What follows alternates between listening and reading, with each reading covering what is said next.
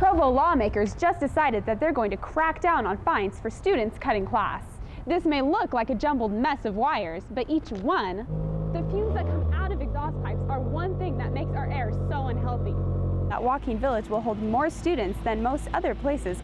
A good rule of thumb to go by when you're watering your Christmas tree. Neighbors, family, and friends are busy putting the finishing touches. One family's personal fight against cancer has turned into a community battle. Provo hopes that the expansion of New Skin will bring business back into the downtown. Sell their fresh peaches, pumpkins, raspberries, and apples. Anna Hayes joins us live from Provo. Anna, how bad did it get? Lauren, today you can see all the way across the valley from this spot, but this weekend you were lucky if you could see across the street. Inversion fog settled in thickly, and that means major problems for Utahns with lung problems. BYU professor Gene Cole has a vested interest in researching and solving Utah's pollution problem. Cole has had asthma for many years, but during this past week it's been worse than usual. The cause of his coughing? Inversion season. It's a burden on asthmatics and others with respiratory problems. Inversion season in Utah happens as cold air close to Earth's surface traps pollution under a thin layer of clouds. For asthmatics like Cole, this mucky air is dangerous to breathe. Several Wasatch Front counties spent the weekend with a red air alert, the worst rating our air can get. The state recommends caution to those like Professor Cole who have lung problems. If you're used to exercising outside, take a break during the red air alert. Certainly be outside as little as possible on these red air alert days. And experts agree on the main source of the pollution, auto emissions, especially from idling cars just sitting and puffing out fumes.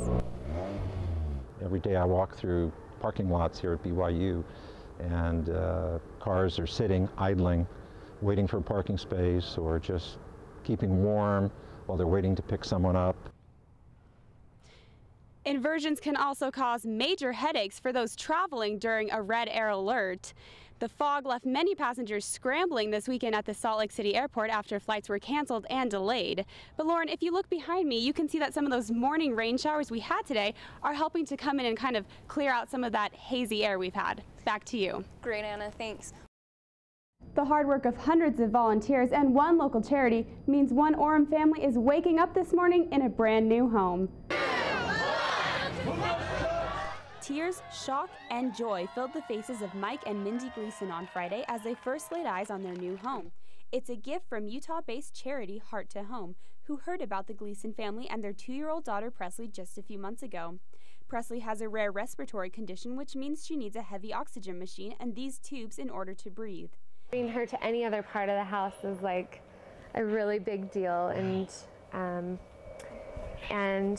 sometimes not safe. When Presley's grandparents told Heart to Home about the narrow hallways, small door frames, and different levels in their old home, they couldn't help but take on this project. The Heart to Home team began work last Monday morning to make the Gleason home a safer environment for Presley.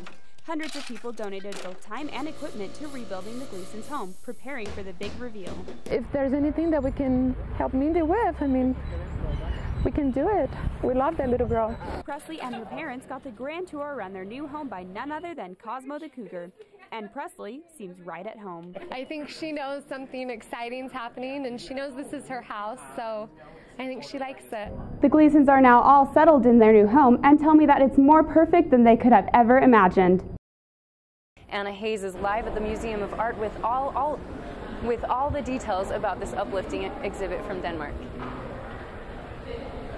Whether or not you recognize the name of Carl Bloch, you'll probably recognize most of his works. And for the next 6 months, some of Bloch's most famous paintings will be on display right here on BYU campus. Some of the most recognizable paintings of Jesus Christ, both inside and outside of the LDS faith, have left their homes in churches and museums all over Denmark for the first time ever. These paintings are now at BYU's Museum of Art for the next 6 months. Not even Carl Bloch saw all these paintings together at one time. So it's a really amazing opportunity that we have to bring these together and to let people see them. Starting Friday, visitors can come see these priceless paintings for free.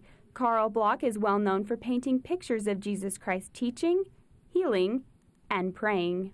Most of Bloch's pieces are still in Denmark, but now a few of his most famous works call the Museum of Art home. Bloch was never a member of the LDS Church, and the Lutheran faith still uses many of his altarpieces in their churches for people to worship in front of them. The museum chose to put chairs in front of some of the altarpieces to create a similar reverent atmosphere. I think that it really helps you ponder the meaning of the painting, how Karl Bloch wanted it portrayed, but also I think that as you look at them, you can experience the spirit that will be present there. As the Museum of Art hangs the final piece in place, this exhibit is beginning to look picture perfect. Now, the Museum of Art is actually trying out something brand new with this exhibition. Visitors that come here to see the paintings can actually rent an iPad to use as they look at the paintings to learn more about Karl Bloch, his life, and his work. Lauren, back to you. Sounds like a beautiful exhibit. Thanks, Anna.